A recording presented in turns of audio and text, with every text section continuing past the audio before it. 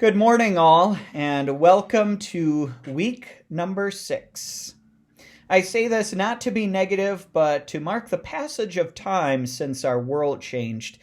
And the world is likely not going to go back to the way it was before, and perhaps in a lot of ways that's okay.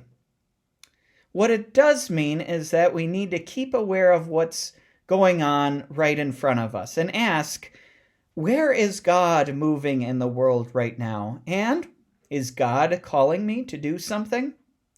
Perhaps by pasting hearts on your window or writing poetry, journaling, reading, connecting with an old friend on FaceTime, or helping out at the local food shelf.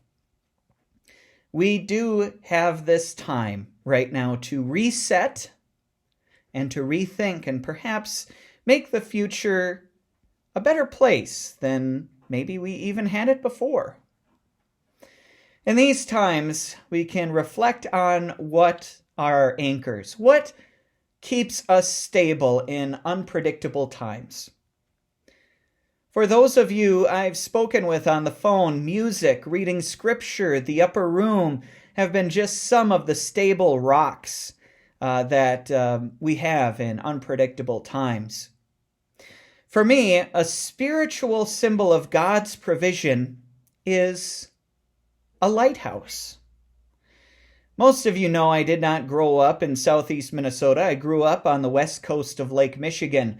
Big ships, lighthouses, and the lake had big impacts on our lives and in the local economy. And I've even found out that in doing my genealogy that many of my ancestors were shipbuilders, both in America and before immigration in Europe as well. But the lighthouse has always been my favorite symbol of the coast. Lighthouses are these stable, practically immovable objects meant for a practical purpose. Their practical purpose was this: to guide ships safely to harbor and to tell the ships where they are, their location. They were navigational aids. Lighthouses were built differently and have a distinct light frequency so that crews on board ships would recognize them and know their position. Not only that, but there's a large amount of lore that comes with lighthouses. It's very, very interesting. Lighthouse keepers would spend most of their lives in isolation and would endure long, long hours to keep the light on, even in the worst of conditions. Now, I have a few lighthouses here that I would like to show you. First, this is one that's probably very easily recognizable. It's the Split Rock Lighthouse, and it's Minnesota's most photographed location. Not only is it a beautiful structure by itself, but it rises above a 130-foot cliff.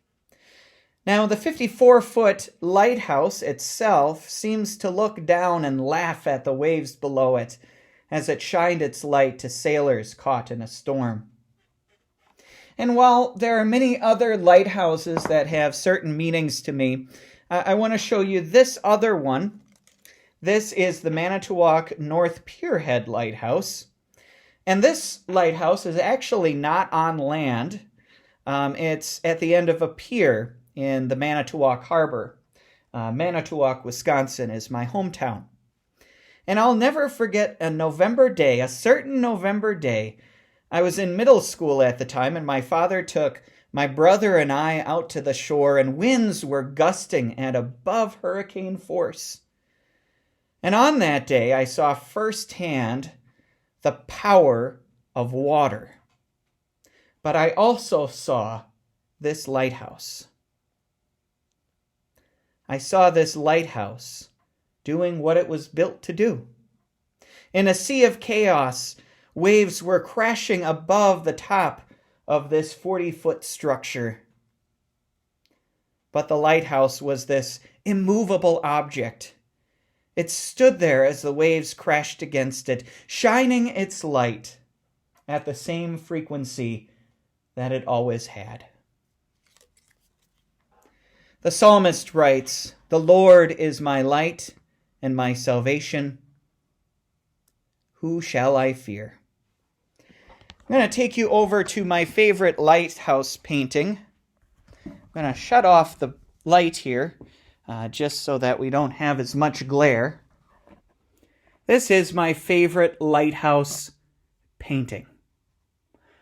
And on it, it reads a scripture from Psalm chapter 18.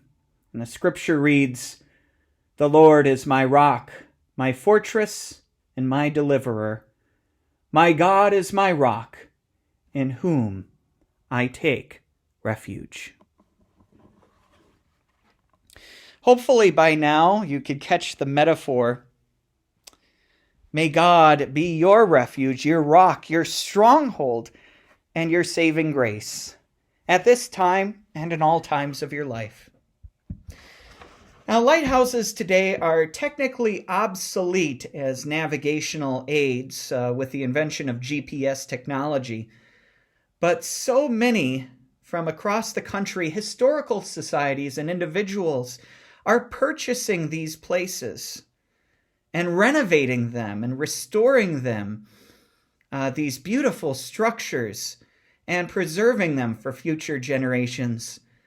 Perhaps not only for their historic value, because they're just beautiful to look at, but so that we can see a physical light that is a metaphor for the constant light of God in our lives.